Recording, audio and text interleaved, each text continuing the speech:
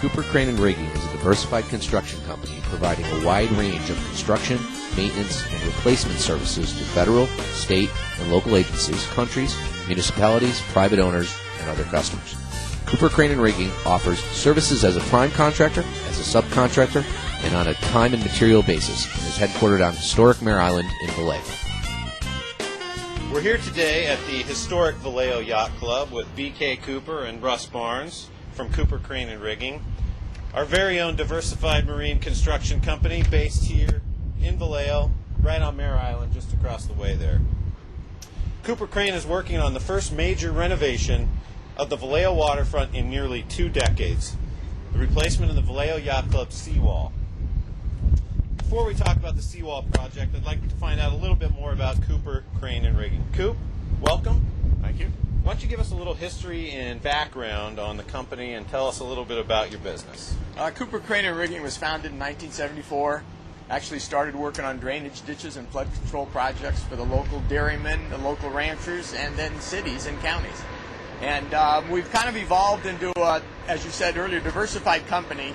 We do pile driving, as you can see in the back, but we also do a lot of wetland restoration projects throughout the bay. Some of the better, most exciting ones. Actually, we're working on one right now that's the first in South Bay to come out. But we also do a lot of marine construction. We acquired a company in 2000, Western Dock Enterprises, that was around for 40 years. And as a consequence, we do dredging, we do pile driving on the water, we do marinas, yacht clubs, and docks. Fantastic. Yeah, and it's a fun business. We're working on different things all the time, and all of our folks are cross-trained. Well, you can see you guys are very busy by the construction that's going on behind us. Yes, actually, we've really weathered the construction crisis very well. And So far, yeah. Good. We have been working on a bunch of railroad bridges. I don't know if the folks in Vallejo are aware, but in Sonoma and Marin counties, they're resurrecting SMART, which is rapid transit, and simultaneously they're resurrecting the freight service. And our company's been working on fixing 41 old wood bridges, 100 years old in some cases. And politically, for good or for bad, we're currently erecting we're erecting 1 mile of border fence between El Paso and Juarez. Wow. So you guys are diversified. I think that yes, qualifies. There is a bit of diversity. So Russ, why don't you tell us a little bit about Cooper Crane's primary customers? I think Coop alluded to that, but... Well, we try to diversify our customer base as well as the work that we do. About half of our work is publicly funded, about half is private. This qualifies as private, though that percentage can vary wildly from year to year, depending on the markets.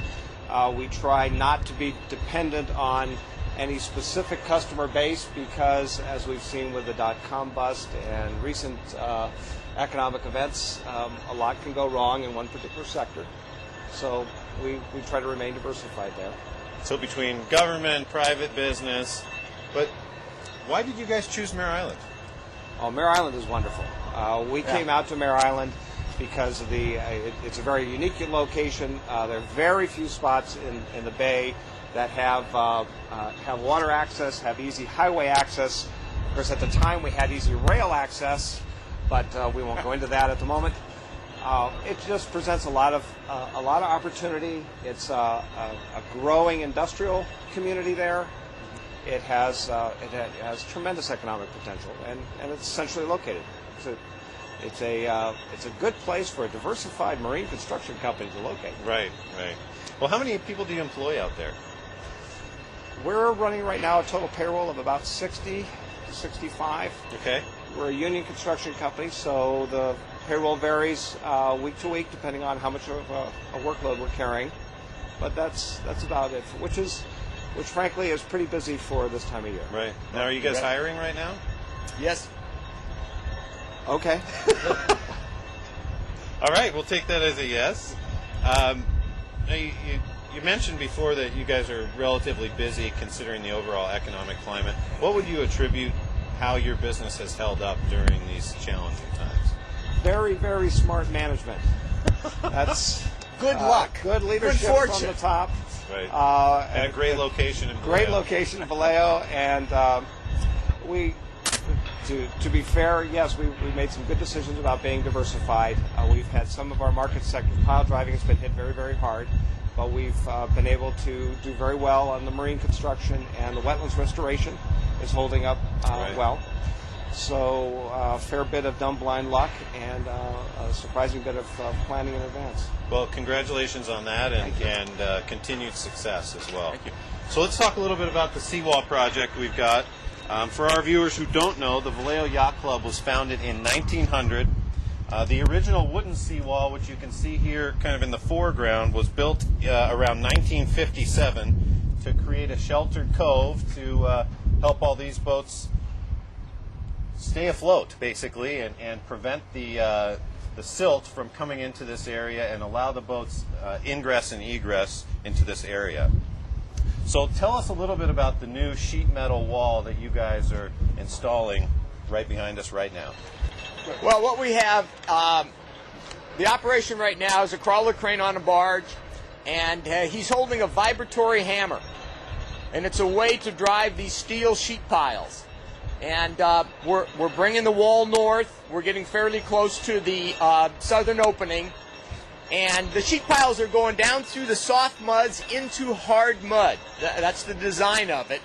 And once the sheets are driven to grade, or as close to grade as possible, then we come by with a little crane and cut the sheet piles level, and then weld on an inverted I-beam that's about 18 inches wide.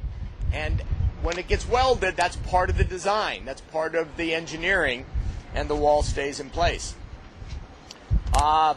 There's an evolution. The bigger crane, which is a 60-ton, it stabs and drives the pile with a vibratory hammer, and the little crane comes along, cuts it off, and welds on.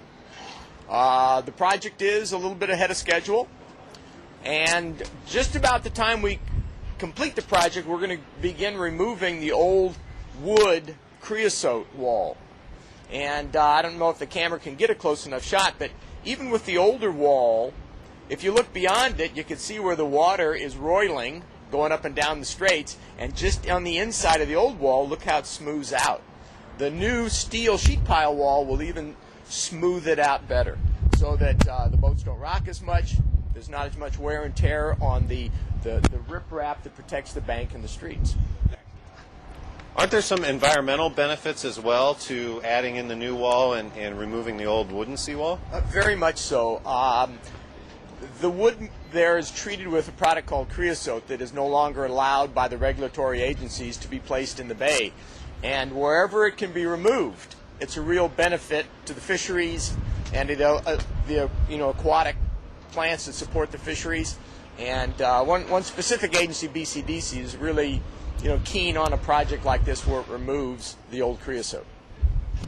Yeah, I noticed here, Coop, that there are a number of ways to drive piles, and you have a particularly interesting pile driving technique that you're using right now. Why don't you explain that to our viewers? It's a vibratory hammer, and the sheet piles, allow the use of a vibratory hammer. In fact, the hammer just started up, and it just shakes, and the weight of it drives the sheet down.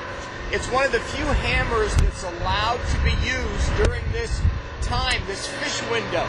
There are certain species that are adversely affected by the impact of a hammer that drives. The sound wave that this hammer puts out is below the threshold, and it's acceptable. So that's why we've chosen the use of vibratory. And whenever you do a project like this, especially in this area, any marine area in the Bay Area, you go through a number of federal, state, and local regulatory agencies, and each of those agencies have resource agencies that lend an opinion. Right. And so consequently,